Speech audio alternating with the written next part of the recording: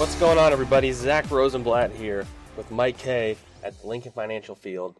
The Eagles opened the season up with a win over the Washington Redskins. The final score was 32-27, and I might have made the mistake of declaring it a loss for the Eagles early on in the first half. I called myself out right when I noticed that was the wrong take. But it was a interesting start to the season for the Eagles. They started off slow. They went down first 14-0 and then 20-7 at halftime, right? Mm-hmm.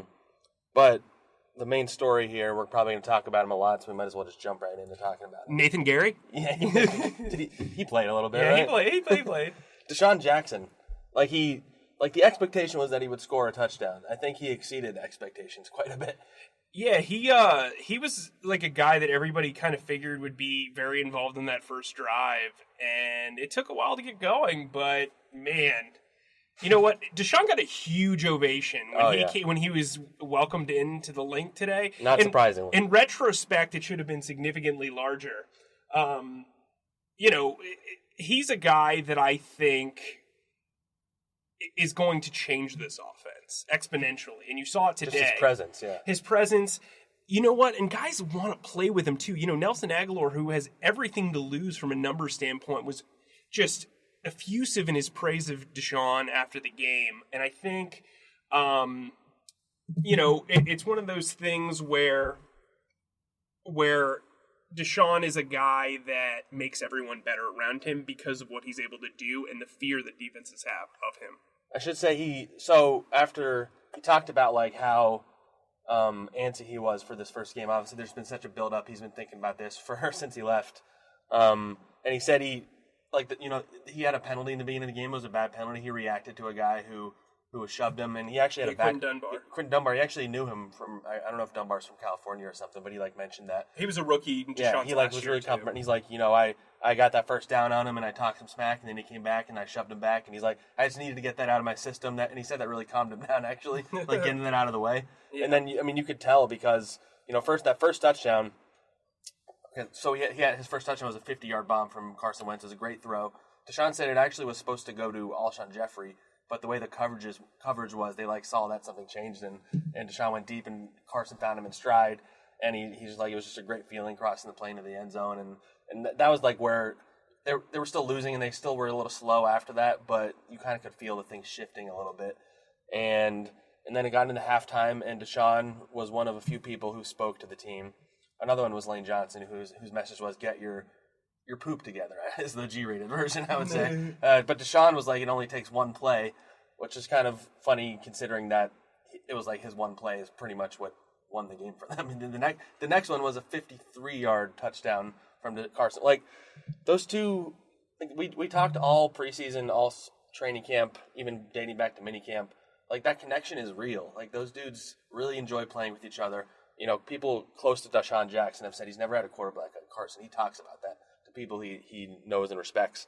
And you can just see it on the field. They just really enjoy playing with each other. And you can just tell Carson Wentz, he's never had a deep threat like this. And Carson Wentz has aired out balls before, and he didn't have guys who could go and get them.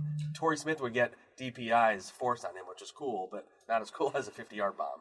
Yeah, I think the thing I'm listening to you say he's never had a deep threat. There's no deep threat like DeSean, period. Yeah. So if you have not played with him, you haven't. You know what I mean? But you know what I mean, obviously, yeah.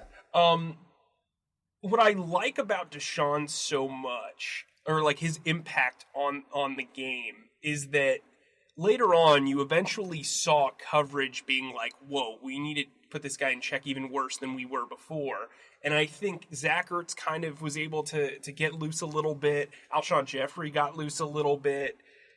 The story of this game is DeSean.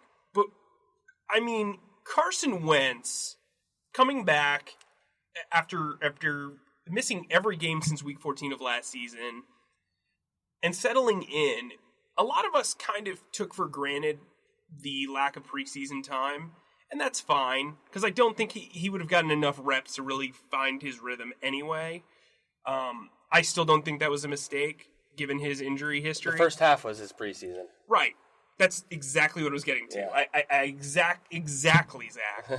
Exactly. Yeah, so I mean, once he got into a rhythm, sometimes you just need that momentum shift sometimes. And I think sometimes you need that momentum shift sometimes.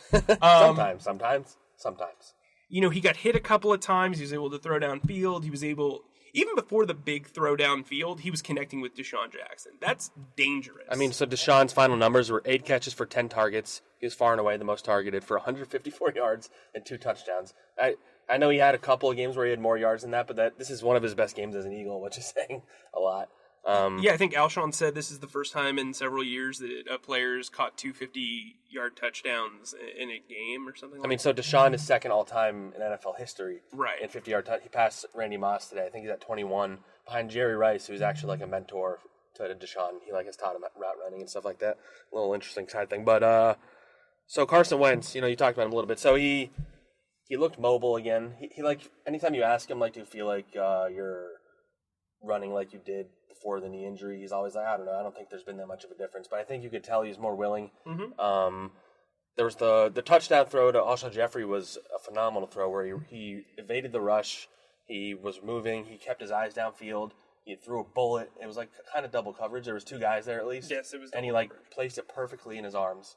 And it was a really good touchdown. And then we were talking about the Alshon play where it was ruled a run. Yeah, it was a lateral. Which Carson was like, that's news to me. I didn't know that. I guess we'll have to deal with that. But that was a simple play. But the point being, Carson Wentz, once he got the beginning part out of the way, he was just in a groove, and he looked as good as he has since 2017. I think this was only, which is kind of a crazy stat, it's only the second time he's had over 300 yards, 3 touchdowns, and 0 interceptions in his career. Only second time.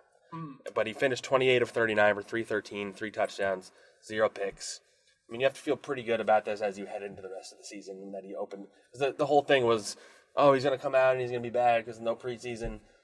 I don't even think he was bad in the beginning. They were just rusty. That's all it was. And then he's fine, and he looks like the MVP candidate they need. Nelson Aguilar said after the game, I'd rather have a team that closes than a team that starts off fast. And I think that's what this team is. He says they still want to put everything together. Obviously, that in an ideal world, that's what you do. But this team's dealt with so much adversity over the last 3 years and come out better for it that I don't think they really sweated the first half. I really don't. I turned to you at one point and said I really never felt like they were going to lose this game just because they got down so quickly.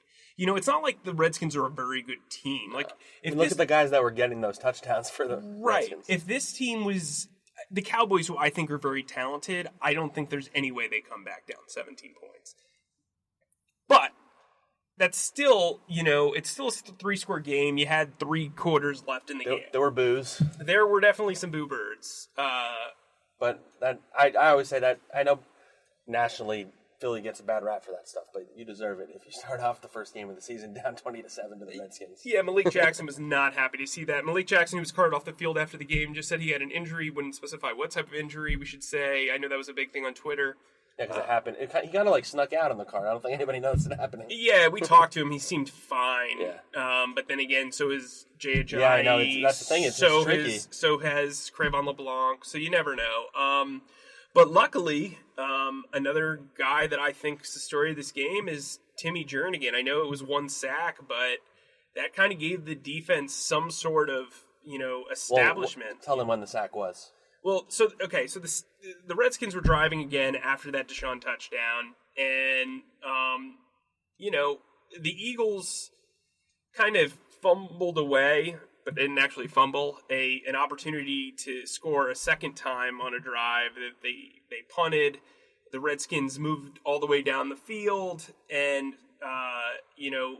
scored a field goal. But before that, they were in really close field goal range, and Timmy Jernigan got a sack for minus 10 yards. And it got them out of field goal range. They ended up getting back into field goal range and kicking a field goal. But talking to the guys in the locker room, that was a big deal to this Eagles defensive line, who's seen Timmy Jernigan deal with the struggles that he has and deal with adversity. And I think it was kind of a big deal for them to be able to see a guy like that have success. Obviously, from there, they basically shut down the Redskins defense or the Redskins offense, which was impressive. Yeah, so the Redskins scored a touchdown. It was pretty much in garbage time at the end, but otherwise, the Eagles shut them. Because Case Keenum we should probably talk a little bit, because I think if there's any concerns you can take out of this game, it would be the secondary. Mm-hmm. He started out, he was picking them apart, the middle of the field especially. The touchdown to Vernon Davis, Andrew Sendejo just gave up on the play halfway through.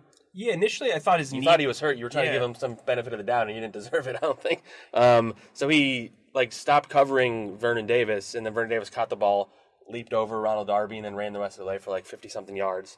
And then there was a deep ball to Terry McLaurin, where it was alone with Rasul Douglas, and he just straight up burned him. And Rasul didn't have a great half. Rasul started the game and didn't really play that much in the second half, where Sidney Jones came in the second half. And Sidney Jones wasn't great either by any stretch, I don't think. But Case Keenum had 250 yards in the first half, and leading it up to the last drive where he got most of his yardage in the second half, I think he had only 300, so they shut him down. This is kind of what they did a lot last year. They would have some weird plays, and then they would kind of shut them down the second half. But last year, the offense was never getting going. So if they can get those things going together. But how concerned are you about how the secondary looked? Secondary was bad. Yeah. Sendejo's not good. Yeah, well, Zendeja, you and I have said this in the podcast before. I don't think he should ever be in deep coverage. He played a lot today, too. He played a ton. And, it's one of those things where this team misses Crevon LeBlanc, because you could probably have Avonte Maddox be that third safety in those looks. And then, from a cornerback perspective, Ronald Darby was coming back. I thought he played... He had some flashes, yeah. Yeah, I thought he played okay. He dropped a near interception. Yeah. Look... We were surprised when Rasul was starting the game, because the impression that we got was from Doug, yeah. Yeah, that Sidney Jones was going to be that guy. We've been very big advocates of Rasul's, but he did not play well today. Neither did Sidney Jones. Neither did Avonte Maddox, really, which was surprising. He was dealing with some cramps at some point. But, they came back, and... I think this is a team that is going to win based on their pass rush and not their coverage, and that happens. I'd say the same thing for the Cowboys. But, when your linebackers aren't that good, and, you've got to be able to cover. And I don't know, man. Nigel Brown did not have a good game today. The linebackers didn't really make an impact in general. I mean, they played more safeties. But Bradham, he's just not good in pass coverage. I mean, he missed some tackles against the run, too. He led the team with 7, which... Well, it happens when you get run on as often as they were. Yeah. They did shut the rushing game down, so the Redskins only had 28 total rushing yards. Yeah, they did well against the run. Yeah. I don't think that was the more issue. D-line, probably, though. I think the coverage in general, though, was pretty awful. The tackling was not good. I mean, you can look at the stats, but the tackling was not good. I mean, I feel like Bradham had 7, Zach Brown was second with 2 in terms of linebackers, and no other linebacker got a tackle. Yeah, I mean, Vinnie Curry made an impressive play against the run for a 1-yard gain. Fletcher Cox didn't look like he missed a beat, by the way. He was still pretty dominant. And you can't really see it in the numbers, but... I spoke to him after the game, and he feels really, really good. Really good after the game. He said that he felt like he came out and showed that he was healthier than a lot of people expected him to be. Like I said, I think Timmy Jernigan is going to be a huge story for this team. I think eventually he will get more snaps than Malik Jackson, really? Even. You think he's gonna become the starter? Yeah, but the starter in this rotation doesn't really matter unless you're you're Fletcher Cox. But I mean, I saw some positive signs with Derek Barnett. He bulldozed Donald Penn at least 3 times. He's moving really well, yeah. Yeah, he looks good. I thought Brandon Graham played a very good game for the most part. They weren't getting much in the beginning. They weren't getting much pass rush, and then Timmy Jernigan kind of opened things up a little bit. Josh Sweat drew a holding call, but that was more of bad technique by the offensive lineman than him actually getting there. This is one game. Yeah, and it's against the Redskins. Yeah. We should talk about. We should flip back to offense real quick. Jordan Howard. Just the running game in general is one of the more interesting storylines. So we should have all. So the whole offseason we spent talking about, is it going to be Jordan Howard? Is it going to be Miles Sanders? When are you going to turn it over to Miles Sanders? And we forgot the most obvious thing is that Darren Sproles is number 1 in Doug Peterson's heart. So he was the featured back again.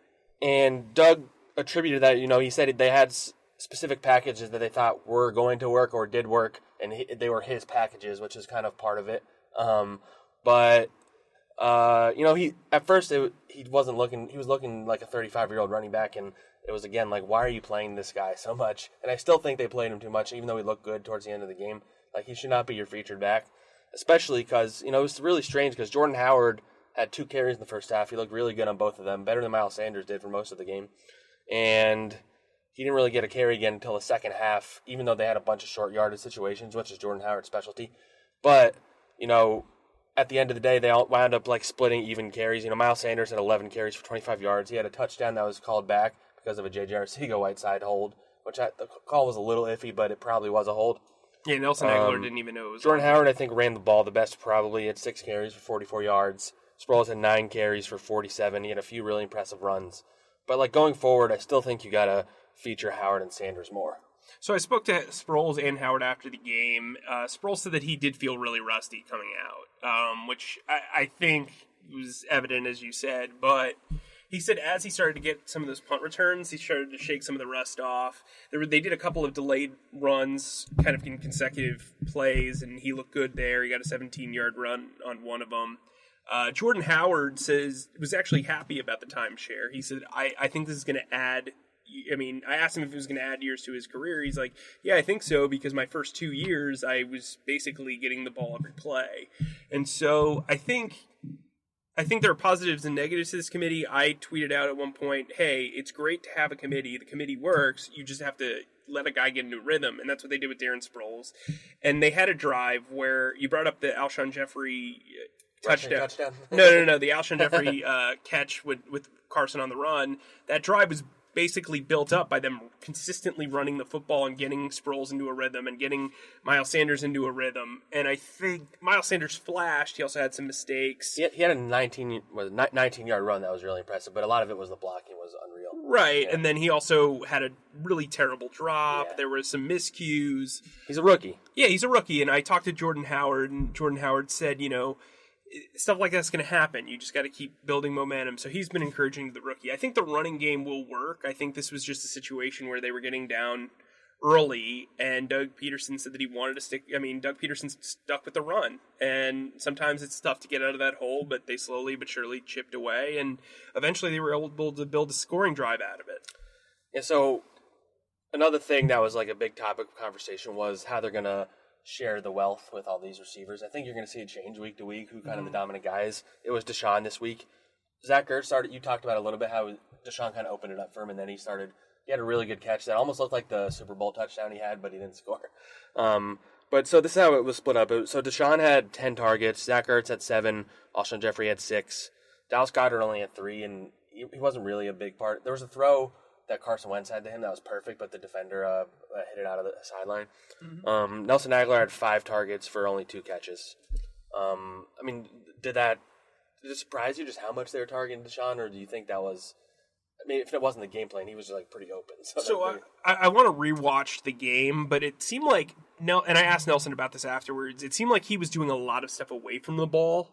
And I think that's the type of mindset you're going to have as a wide receiver or tight end in this offense, because there are going to be times where you don't get targeted and you have to do something with it.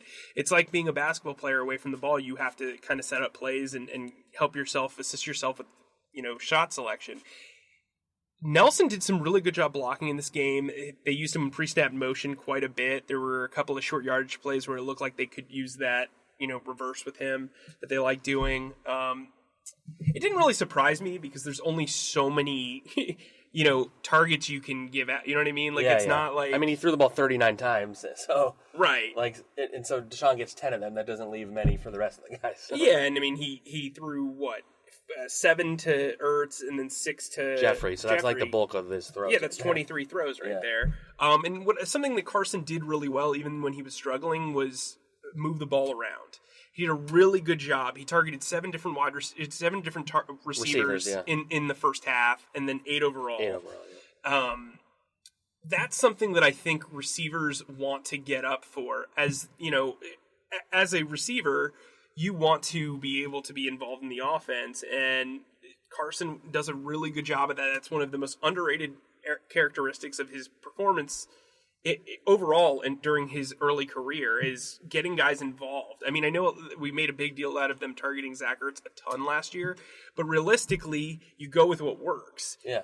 If Ertz is what happens to be working, you keep going to him. Right. And everything seemed to be working once the second half started. And I think that's what's impressive. I mean, to outscore a team 25-7 in a second half is really impressive. It's one thing to get up early because your scripted plays are working. But it's another thing when the poop hits the fan and you've got to adjust. To quote me from earlier. Yeah, and you need to adjust. And I think this team, and Alshon said he was never worried. I'm sure DeSean, parroted that. Nelson Aguilar said that it ain't no thing. So it's like it's one of those things where if you have to rely on the running game or you have to rely on the passing game, both sides of this Eagles offense know how to adjust and know how to deal with adversity. So it's interesting. So DeSean had an interesting comment about, like, part of the reason why he's so happy to be back here is that he's on a team now that when you go down 14-0 and then 20-7, that nobody is worried about it. Like he pretty much said that is not what it was like in Washington and Tampa, which makes sense because those teams. Did he make the playoffs at all in those seasons? Maybe like once with the Redskins. Yeah, with the Redskins. Like, it's just a different culture, especially with, like, Doug Peterson has cultivated this culture where if they go down, the game's not over. And maybe, they're never getting blown out. Like, they weren't getting blown out. If like the Saints game, they were never coming back against last year. It's pretty rare that happens. But I will say, to touch on Doug, I do think we need to talk about the slow starts again. Like, it looked almost identical to those. And it's the first week, so we'll take it with a grain of salt for now. But I still think there were some questionable things that happened in the beginning of that game. I think I read that they were the lowest scoring team in the first quarter last year. They only had 41 points total in the first. They didn't add to that total today. Mm-hmm. They didn't score. Doug had a few questionable play calls where he does the thing where it's 3rd and 1 or 4th and short, and he does a run to the outside or a throw behind the line of scrimmage. And I don't know if anything aggravates the fan base more than when they do that. It's like the first drive is always scripted, right? So like I just don't get why they weren't taking shots.